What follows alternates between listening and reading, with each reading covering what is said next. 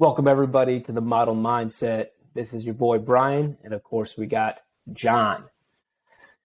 What is the life story you tell yourself and the people around you? Is it a negative life story where you're playing the victim of your circumstances or blaming your past? Or is the life story filled with past experience that has helped you grow into the person you are today? Filled with gratitude, love, enthusiasm for life, and a positive outlook on your journey. What you're telling yourself and others about your life story has a direct correlation with our topic today, which is mindset. So John, how has your mindset evolved through your life? And is there any specific times in your life when you change your mindset just by looking at it optimistically? Yeah, certainly. This is obviously going to be a fun topic for us anyway. I mean, this is literally all we talk about all day, every day. So we're looking forward to kind of diving in here with this one. But yeah, man, there's a few different times, and honestly, a few different times for the better and for the worse. To be honest with you, it's almost like peaks and valleys that I can recall. Because I mean, coming out of high school, I wasn't too sure what I wanted with life and what I wanted to do with life at that point. And then as I got a little bit older, like 19, 20, some things opened up for me and opportunities presented themselves. And that kind of put me on the road to discovery of what I thought I wanted to be professionally. So that kind of put me in the right mindset of trying to accomplish certain things and have my mindset be in a state where I'm growing. And I was often around people who were older than me too. So I was chasing kind of the life they had. And I was chasing, like with my sister and the people around her and your sister and your brother-in-law, like this whole group that was, 5, 6 years older than me, I was chasing what they had in a way. So I wanted to kind of grow at a rate where I was catching up to them. Right. And so at that time, that's where I was very motivated and wanted to kind of push forward and push through everything and kind of grow faster than I might've been ready for. Okay. And then at a certain point, it kind of dipped back down, maybe my mid-20s or so. I had a family, and it sounds weird to say it at that time, but as far as, where my mindset was, it was just at that point, just being a family man and being a husband and a father and those things. And it was very exciting. And life certainly is still on an upward trajectory at that point. But like, as far as the motivation, part of it, right? And like the mindset part of it, it kind of dipped at that point because I just felt complacent. And I felt like this is going to be my life. Did you feel complacent? Yeah. And I'm sure you can relate to that too, man, right? Like 100%. When you've had kids, you're like, wait, this is life. I have my healthy family. We're going to grow together and this is going to be my life now. Right. But then, like we talk about quite a bit, last summer, we connect, we get on the same page, and then it happened. And it happened in a night. Literally happened in a night. And everything changed at that point. And since then, it's just been full speed ahead, man. So there was peaks and valleys, but this is certainly the longest I've ever sustained this growth mindset and a determination to kind of just make every day better than the last one. So that's kind of where I started it with, man. Yeah. And so I'm going to ask you this. Have you changed at all your outlook on maybe a negative event that ever occurred in your life to where you used it as a learning, like a lesson, if you will? Yeah, I think so. I mean, I think everybody kind of uses those, but in a way, hopefully, obviously the worst thing that's ever happened to me, my father passing away. And not to go too much into it, but I was always on top of my parents about smoking. They always smoked growing up. And I subconsciously think that's where like my obsession with like taking care of myself and health came into play, because I was so worried about losing them because of smoking. And ultimately, whether I was told it was related or not, ultimately I feel like that is why I lost my father. Right. Yeah. And I even tattooed it on my body years and years ago before my father ever got sick. I tattooed R.J. Reynolds Cemetery on my arm. He was the first tobacco manufacturer, and I put it in a graveyard. It was his graveyard. And it was like that signified to me my biggest fear. And that was losing my parents from smoking. So now it's like not my dad passed, and I look back at it and I'm like, man, maybe if he just took better care of himself, was it just bad luck, whatever it is, right? You don't want to obviously make these, judgments, but I do use that now as kind of like you need to take care of yourself for forever.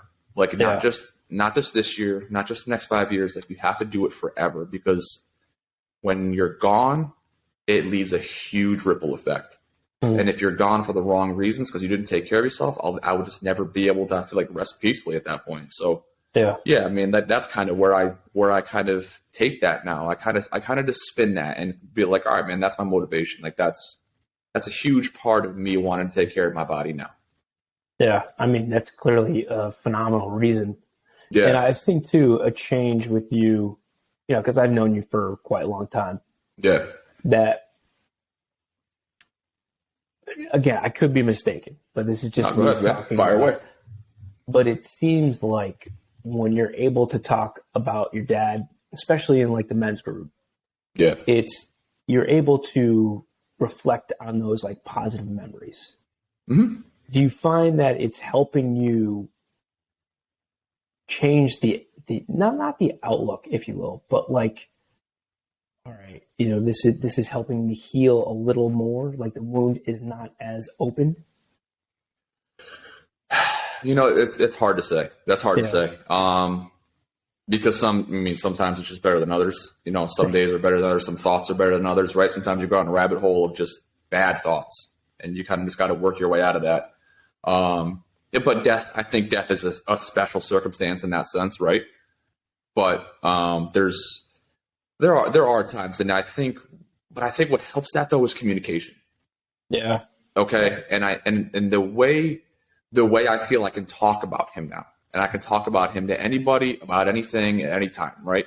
And before maybe it was harder, but the more I'm communicating about him, and because I talk to you and Josh about him almost weekly, right? So, it's something that I think is a massive part of changing your mindset. Yeah. Is when you stop shutting down and you start opening up to the people you trust in your life. Like that opens a door to a lot of different possibilities that you could have with your mindset. And I think that's something that I think you believe in too. Yeah. And, honestly, that is, first of all, that is extremely powerful, because you're right. Man. When you're able to openly communicate about whether it be a loss or something, anything. The reason why we communicate is to feel better. We want to feel good, whether we talk about the good things that happen in our life or day, or the bad things that happen in our life or our day. We want to feel better. And you and I both agree, once we started focusing on improving our communication skills, our relationships, not only with our spouses, but with our kids, drastically improved. But again, that coincides with a mindset.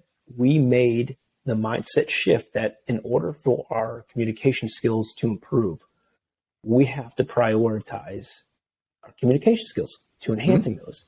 Right. And so once you make that mindset shift, that's a mouthful. There it is. That it will positively impact the relationships that you're prioritizing. Yeah. Yeah. And where I was going with, like before, with how you've looked at maybe like a negative situation that occurred in your life and maybe flipped it. Yeah. The reason why I brought that up is because for a long time, when I had the broken engagement in my mid 20s, my outlook on that was it was all pointed at her. It was all pointed at her, because she left the relationship, Right. She was unfaithful. But as years had gone by, I started to look at the mirror and say, okay, what did I do in that relationship that I can improve upon? To be quite honest with you, I hate to admit this, but I was kind of a jealous dude. And that is not a side of me that I ever wanted to have back. I also knew what I did and did not want in a significant other. I wanted someone that I could truly 100% trust. And I wanted someone that was caring, that had an amazing heart, where people would say to me, oh my God, you are so lucky to be with her because she's such a good person. And I got that. With Val. So with that negative situation at that time, I was able to turn that into, okay, what did I learn from that? How could I grow from that tough situation in my life to where it can help me grow as a man? And I'm glad I looked at it that way. Yeah. And people that go through divorces or relationships, you will have that time where it's tough to kind of see the positive in it. Right. But I guarantee you there's going to come a time in your life where you just kind of reflect and say, okay, time to rewrite the chapter in my life. Time to own the pen again. You know, I was just going to say that, man. Because it's true, because and when you make that reference of own the pen, that's referring to something Bedros, someone we follow. He's great. He doesn't pull any punches, but when he says something, man, you listen. And he talks about, pretty much you hold the pen, you write your story. And oftentimes we let someone else hold the pen and write our story for us. But when you hold the pen and you write your own story, that's when you have fulfillment, and that's when your mindset is your own. So, in your situation there, it was, you were letting someone else essentially write your story for you. Yeah. You know what I mean? So, and that's where your story changed. And that's where you started to tell your story in a positive light. Val came in your life, you had a positive relationship, you had everything about your life was positive at that point. And that was your story then. Your story, you left the negative behind you and your positive story began. And then what happened? Everything took off for you. Everything. You know what I mean? Yeah. So that's what we're talking about today. That's what we're talking about, because we live in a society now where everyone wants to tell you what went wrong in their day. And that is heavy, that is powerful, and that weighs on people, but it's contagious. And that's dangerous. So you need to take that negativity, and you need to make sure that what you're putting out there is positive. Okay? Because at that point, you want it. The energy itself is contagious, right? But negative energy has a big way of being contagious, because it's just draining. Exactly, right? It's an energy vampire. You're not giving anything, you're taking it all away. So with what we're talking about today, man, when you absolutely exude positivity and what you're telling people about yourself, and you're selling yourself in a positive light, that's step one. Yeah. But there's a lot of different steps that go into this whole mindset thing, right?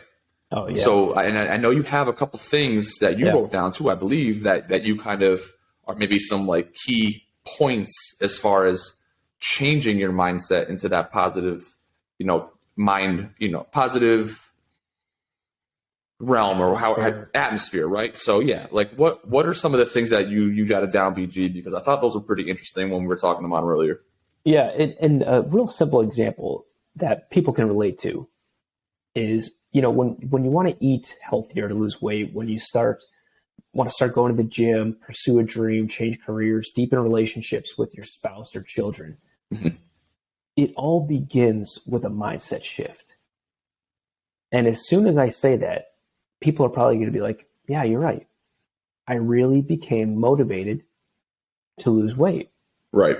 I really became motivated to start going to the gym. Now, sometimes it can be because of, say, maybe you're getting ready for a wedding. Maybe you're getting ready for some big event in your life. So that motivation occurs.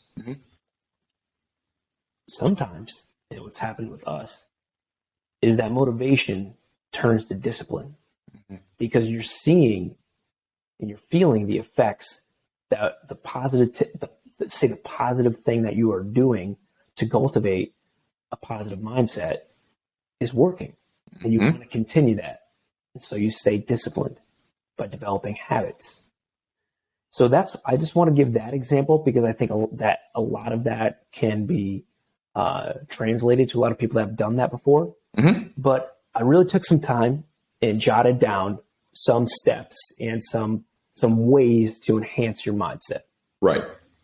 And I think these all ring true. So the first one I wrote down is define your own success. Oftentimes we use social media to say, oh, this is what I want. This is what success looks like. And we both know that you don't know what that person's life truly is. It's just either a picture or a video. Mm-hmm. So you have to understand what is your values and base the definition of success on your values. And to me, dude, I will be very transparent. What success in my eyes is.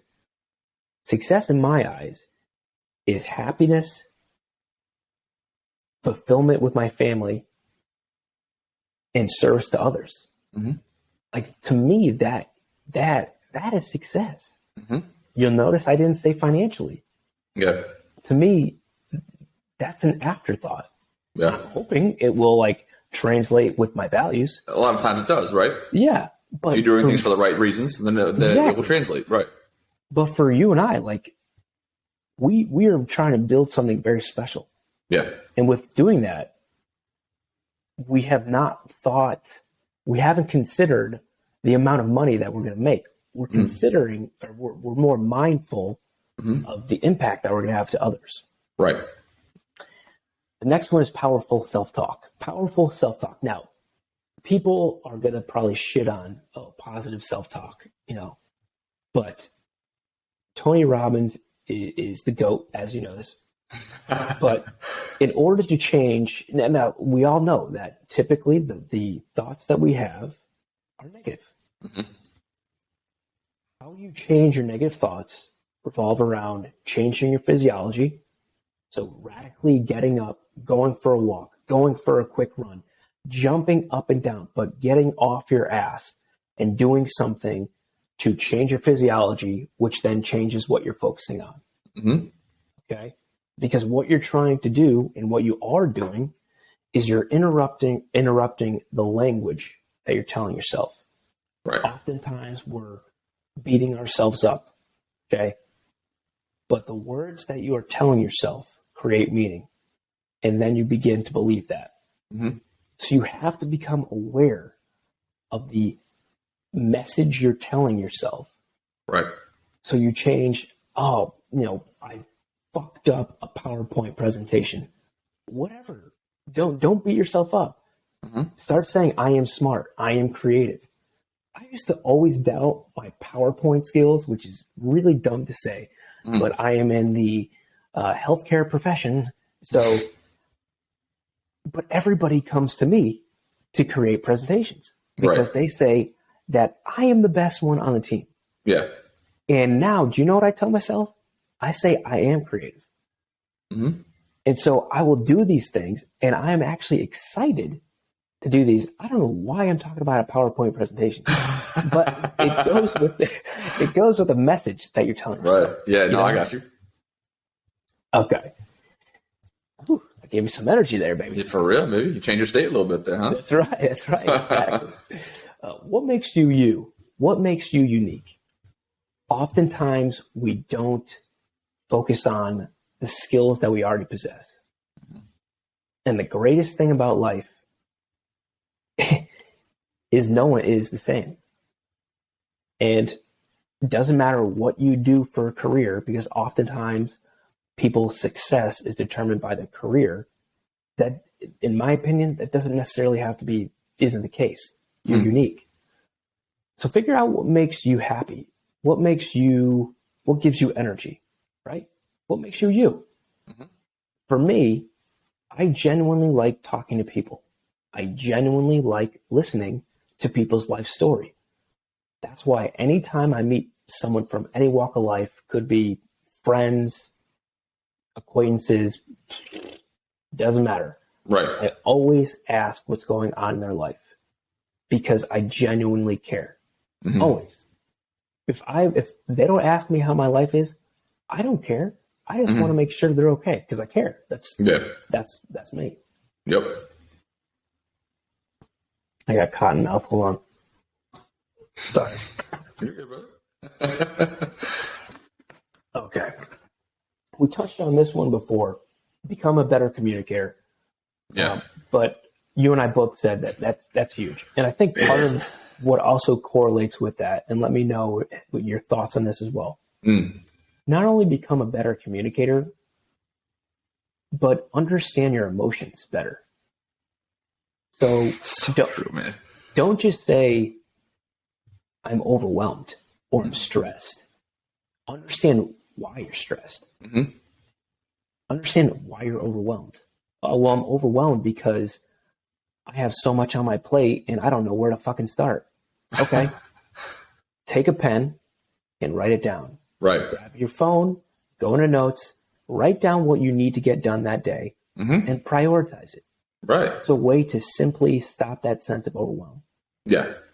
Yeah. And communicating that to the people around you as well, because you may understand it, right? And you may be doing something to fix it, but they could also see that you're either stressed or you're mad or you're upset or whatever it may be, and they don't understand, and maybe they don't know how to help or whatever it may be too. So, you know, I've been trying to be better with that with Danny, you know what I mean? Yeah. And she's picking up on shit now too, man. She's slick, because like last week I was annoyed with something, and I was leaving the house. I said goodbye. I was leaving the house, and she called me when I was leaving. She's like, you know, kind of just, she picked up on it like, this ain't right. You know what I mean? Yeah. And she kind of like forced me back downstairs, kind of like to be like, all right, well, she's, you know, wanted to call, and I was like, all right, I'll just come back downstairs. At that point, I was like, all right, go handle it, right? Like go handle it now, squash it and get it over with. But like, because I feel like I've been talking to her more about like everything, or like just how I'm feeling in general a lot of times,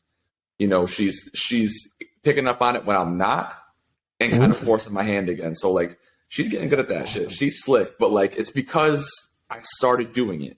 That's good. I think she likes that. You know what I mean? Like, I think she appreciates that I'm trying to at least like fill in the gaps a little bit when I'm aggravated or whatever it may be, or what, you know what I mean? So that's important too.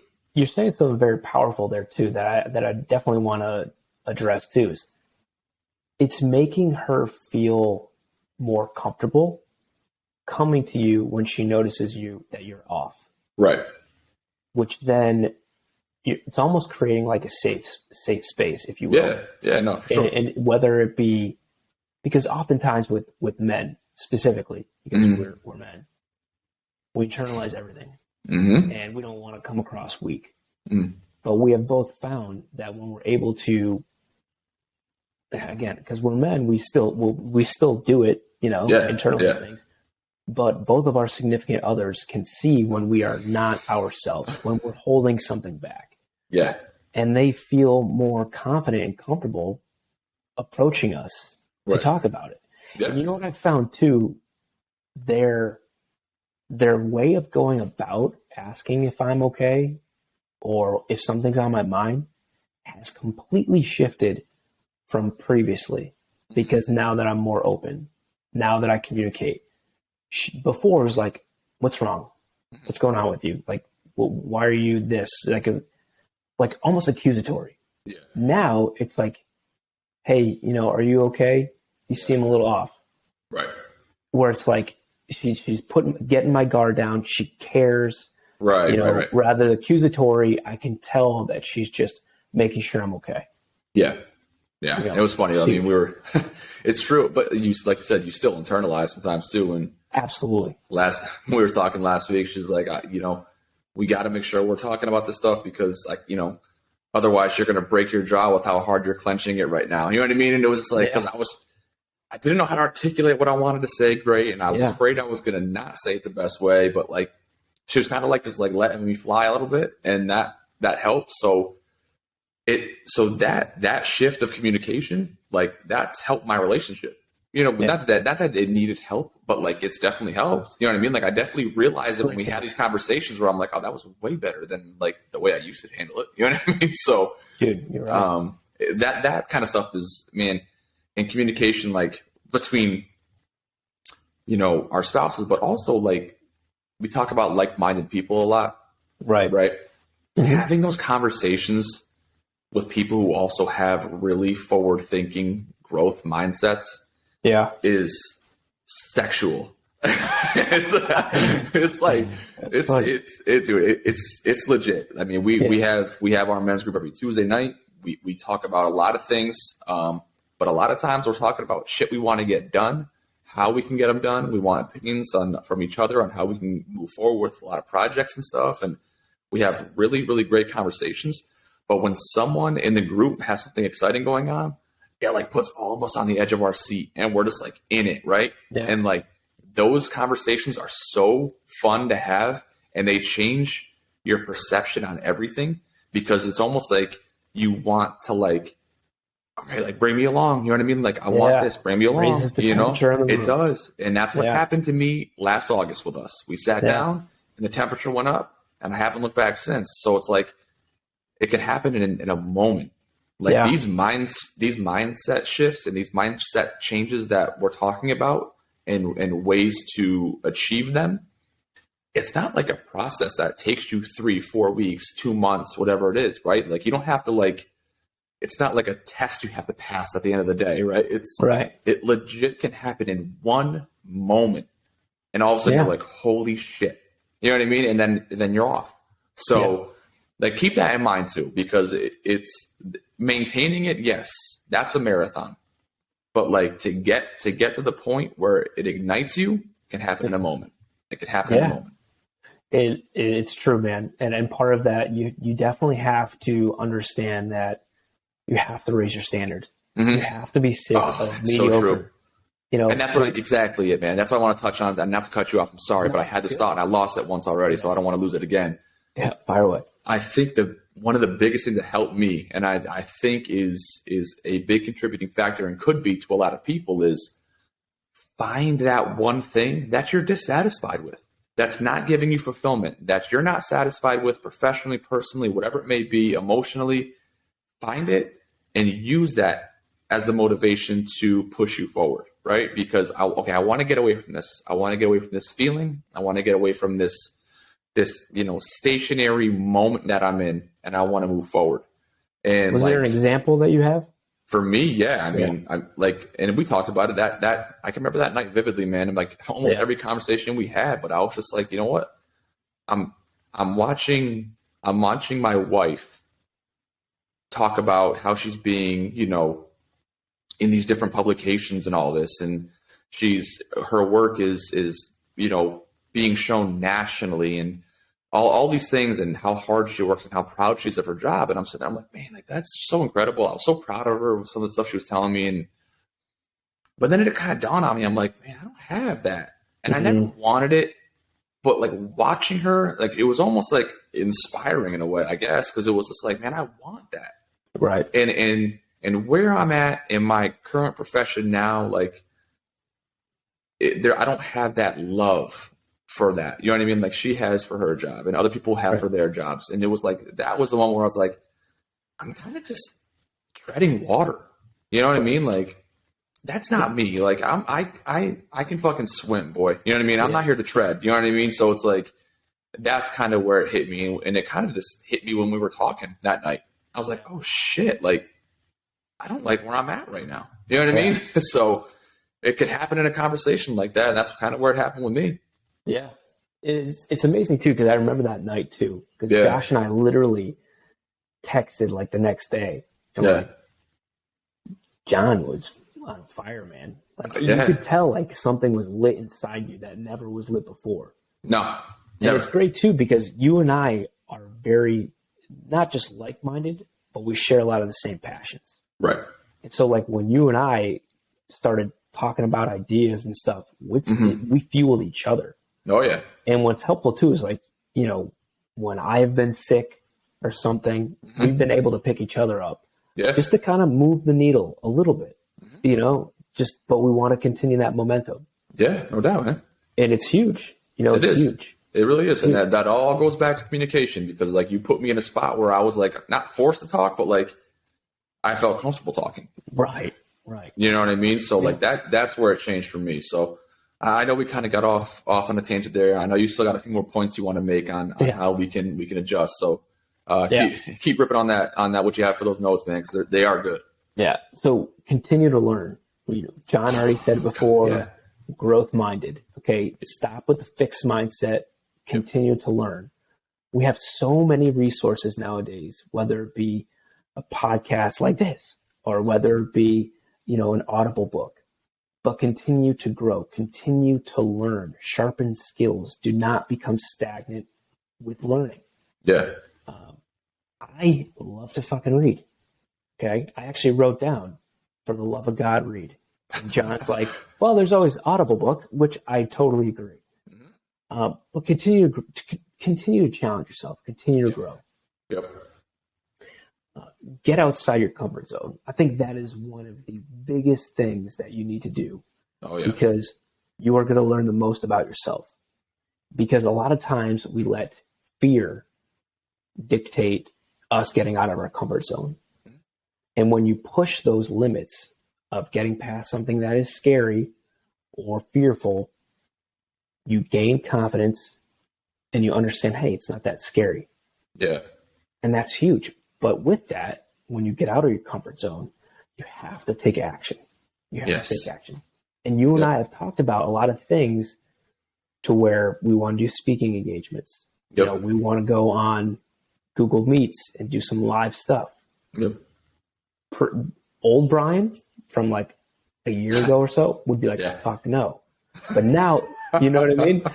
But now it's like, no, that makes sense because we're so passionate about it. We love what we're doing. And all we're trying to do is just help people cultivate a mindset to where they can unlock the best version of themselves. Right. And like we say all the time, man, like we're not claiming to be experts on shit. We're not sitting here saying like, you know, we got the foolproof plan of how to get this done. But we are saying like we've done it, we've lived it, we're living it currently, you know, and what we talk about worked for us. And we've evolved on a lot, we've changed a lot, and our goals have changed a lot. And that's a good thing because we're, like you said, man, we're taking in new information. We're learning new things. Yeah. We're relying on people who've done a lot more than us and who are a lot smarter than us in the field, right? So, you know, that's all gets tied into one. But at the end of the day, though, excuse me, at the end of the day, I think when you have, you know, a clear vision of where you're going with the people who are also willing to learn with you, you know, you can. It's like a nonstop, like brainstorming session almost, man. Yeah. And that's what it's like, you know what I mean? And that, you know, like-minded people, that motivation, that kind of stuff, like it can happen daily, like just through text messages, through basic conversations and those things. Like, think about a gym buddy. How many times everybody has had a gym buddy in their life? Yep. Why do you have a gym buddy?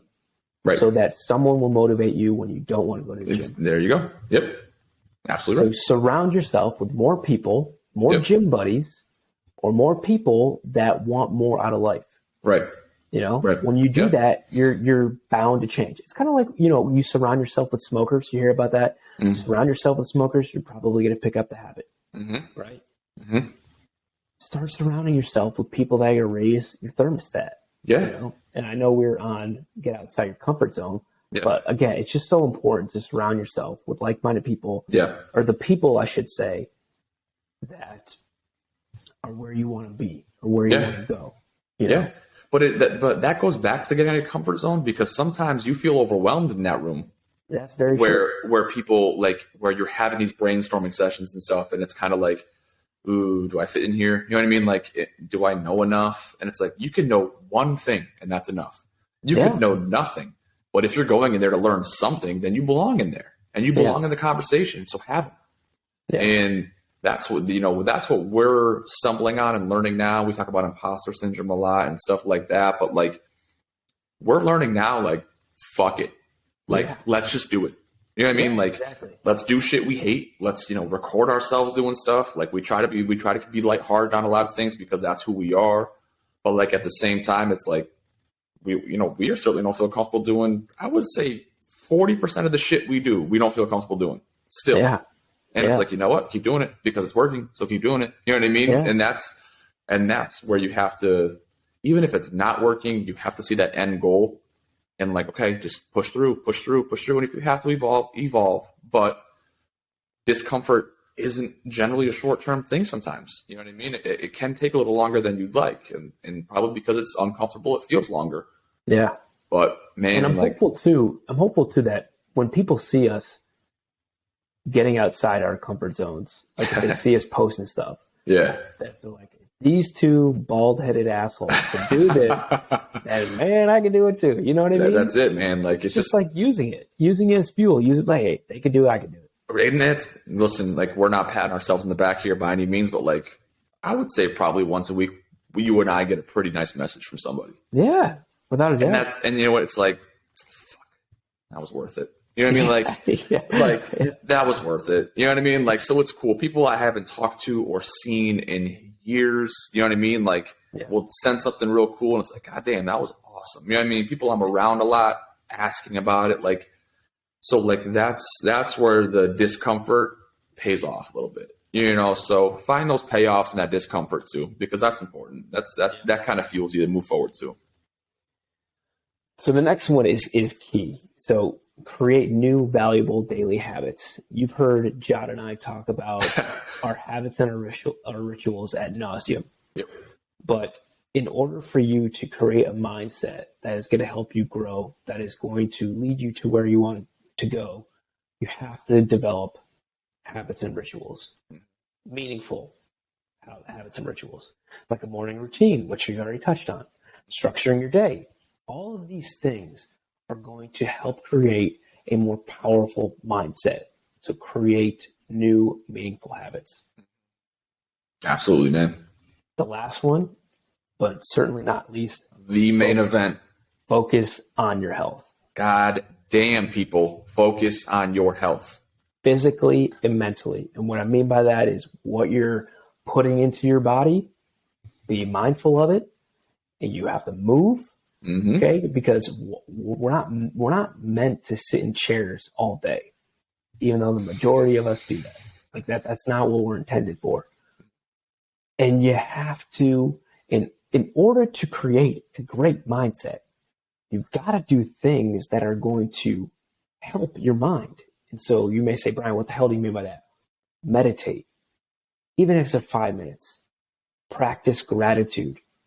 Read. Or fill your mind with Audible or a podcast that's going to help you learn and grow. This is all about health. Like that is all health.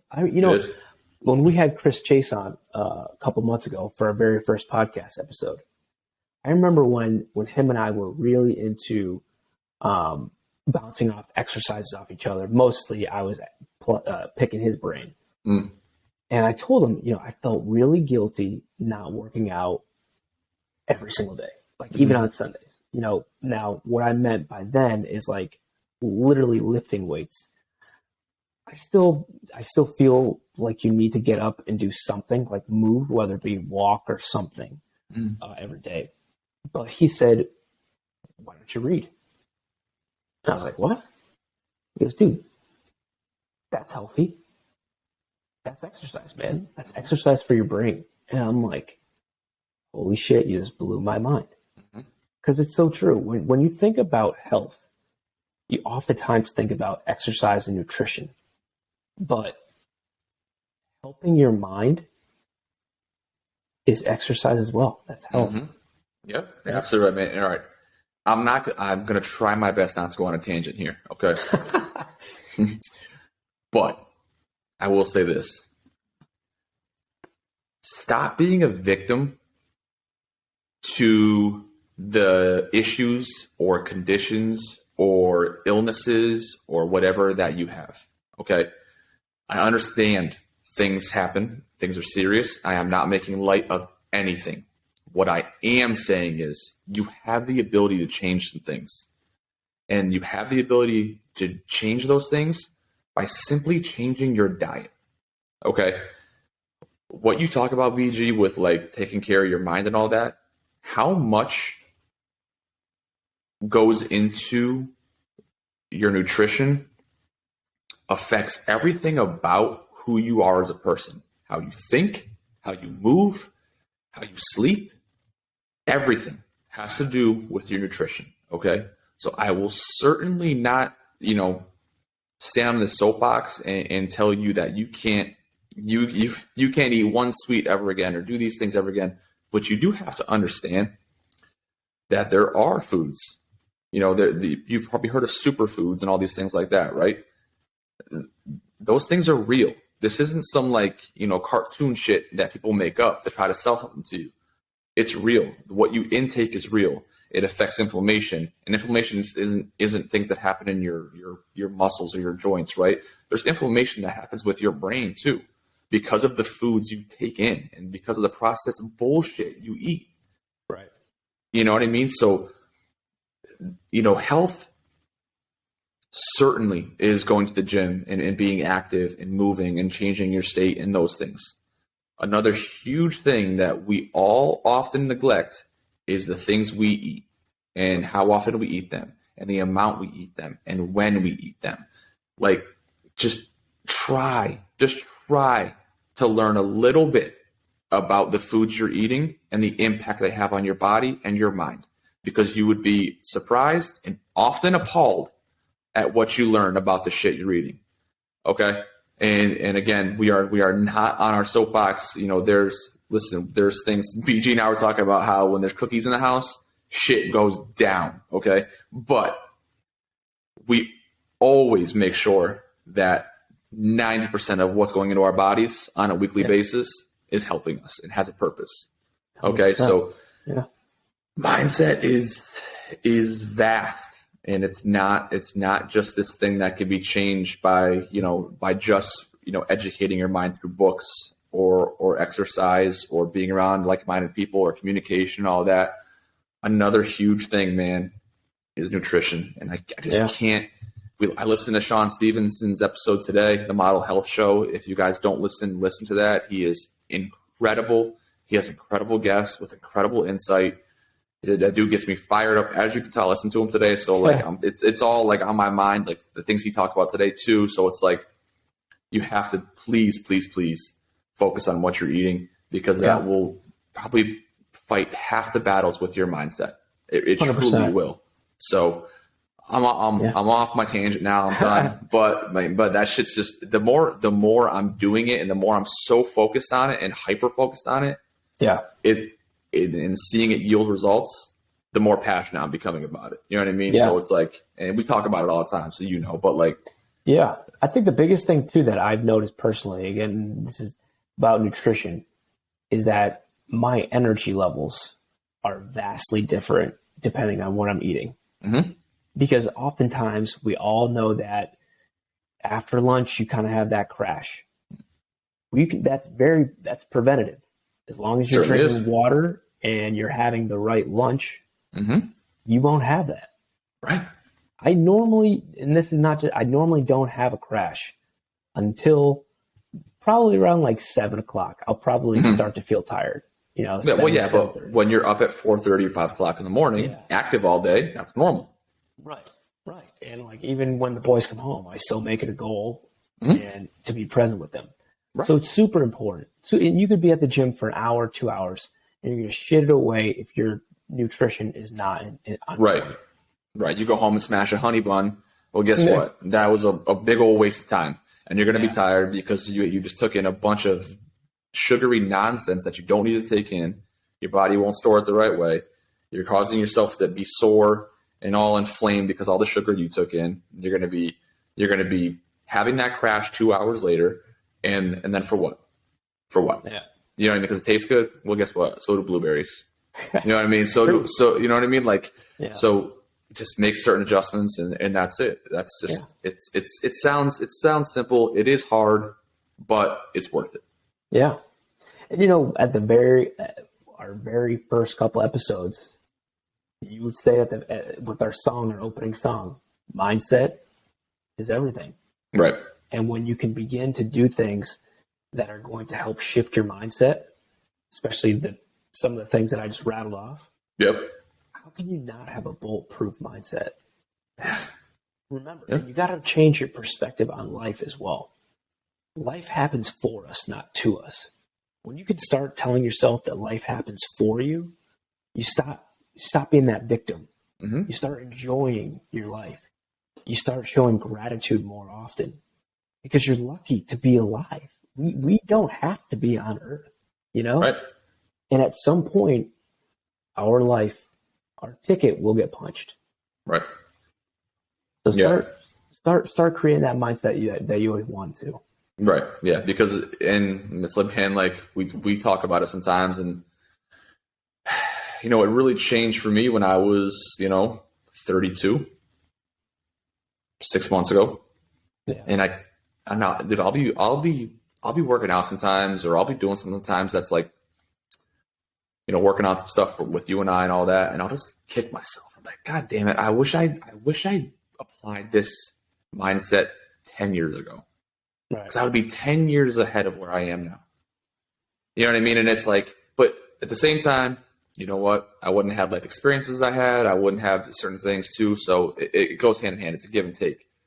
But my advice, my advice is just to start.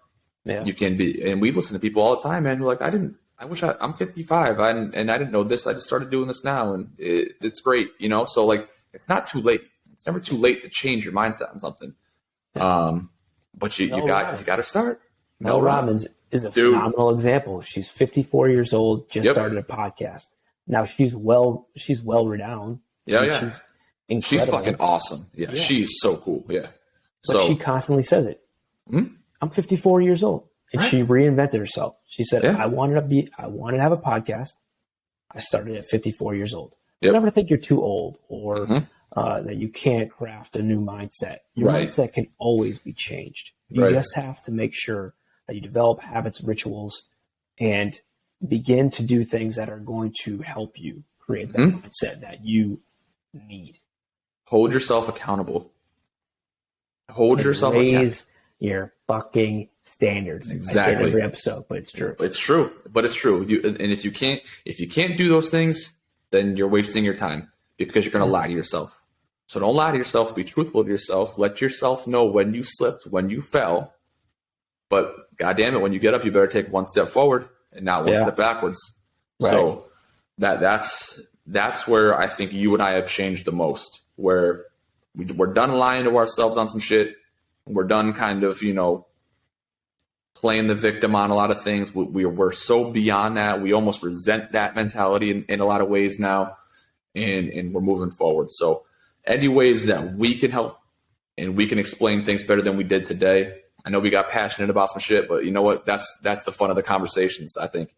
Let us know, guys. Shoot us a message. We're on like every platform there is pretty much now, and IG's our main, kind of avenue of communication. So shoot us a message, DM us if you have questions, if you have ways that you think we can help you guys kind of establish a certain mindset, man. Like, we love talking about it. So by all means, shoot us a message, DM us, and we'll get back to you right away. We're pretty responsive because it excites us. So absolutely.